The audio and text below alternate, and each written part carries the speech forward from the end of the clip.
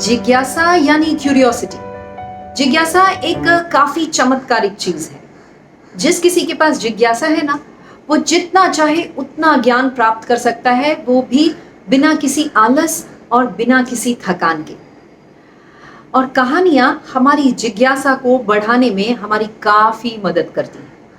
जैसे कि उसके बाद क्या हुआ, वो दोनों एक दूसरे से मिल गए ना, उन्हें वो खजाना मिला या नहीं, क्या वो वापस आया? आप सबने मेरी पिछली कहानी लोकल ट्रेन और बिस्किट को काफी पसंद किया।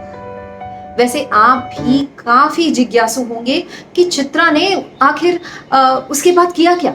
क्या वो उस महिला से मिली या फिर?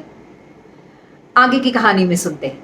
वैसे अगर आप मेरे इस चैनल पर पहली बार आ रहे हैं तो मेरी इस कहानी को समझने के लिए पहले वाली कहानी यानी लोकल ट्रेन और बिस्किट को एक बार फिर से सुन लीजिएगा। आपको इस कहानी को समझने में आसानी होगी। हे भगवान, मैंने अगर मेरी जिंदगी में कुछ भी अच्छा किया है ना, तो मुझे उस महिला से बस एक बार मिला दे। मैं उसका हाथ पकड़कर उससे माफी मांगूंगी और उसका शुक्रिया अदा करना चाहती हूँ। भगवान, बस एक बार। कल चित्रा रात भर सो नहीं पाई थी और आज भी ऑफिस में सारा दिन शाम के इंतजार में गुजार दिया था। आज वो स्टेशन पर अपने टाइम से पहले ही पहुंच गई थी। वैसे उसने आज तो ड्राइवर की तरफ देखा भी नहीं। ड्राइवर उसकी तरफ देखकर मुस्कुरा जरूर रहा था। प्लेटफॉर्म क्रमांक 2 पर आने वाली गाड़ी 12 डिब्बों की और चित्रा भागकर सेकंड क्लास की उसी सीट पर जा बैठी जहां उसे वो कल वाली महिला मिली थी। और वो महिला भी वहीं बैठी थी।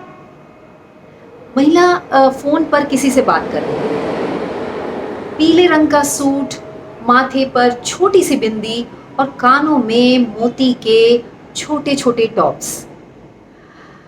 आंखों में काजल था, थोड़ा फैल गया था, पर महिला के चेहरे का नूर तो देखते ही बनता था। कुछ अलग ही रौनक थी उसके चेहरे। हाय, हेलो। और चित्रा शुरू हो गई।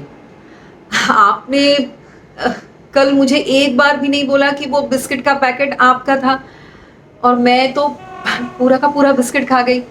आपने मुझे एक बार बोलना चाहिए था। I am extremely sorry and thank you so much. मुझे बहुत बुरा लगा जो कल हम दोनों के बीच हुआ। आपका नाम क्या है? चित्रा। और आपका? नूतन। वैसे मैडम, आपको मालूम है, आज से 3 महीने पहले मेरे साथ भी वैसा ही हुआ जैसा आपके साथ हुआ। मैं भी किसी और का बिस्किट अपना समझ के खा गई और वो औरत ने भी मुझे कुछ भी नहीं बोला। बस तब से मैं उस औरत को ये ट्रेन में ढूंढती रहती हूँ, पर मुझे वो आज तक नहीं मिली। और ये देखो। और नूतन ने अपना बैग खोलकर दिखाया। बैग में बिस्किट के बहुत सारे पैकेट्स थे।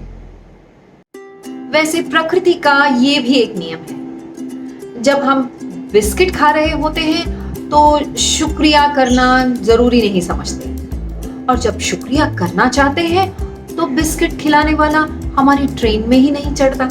ऐसे वो कहते हैं ना कि समय और समझ बड़े ही खुशकिस्मतों को एक साथ नसीब होती है। जब समय होता है तो समझ नहीं होती, और जब समझ होती है तो समय हाथ से निकल जाता है। और जब ये समय निकल जाता है ना, तो आप अपने बैग में चाहे जितने बिस्किट के पैकेट लेकर घूमें, आपको बिस्किट खिलाने वाला या तो आपकी ट्रेन में नहीं आता, या तो उसके सफर का अंतिम स्टेशन आ गया होता है, यानी कि वे हमसे काफी दूर चले जाते हैं। वैसे आप जिस किसी का भी धन्यवाद करना चाहते हैं ना, उसे आज ही, मैं तो कहती हूँ अभी ही कह दे, वरना कहीं आपकी ये ट्रेन भी मिस ना हो जाए।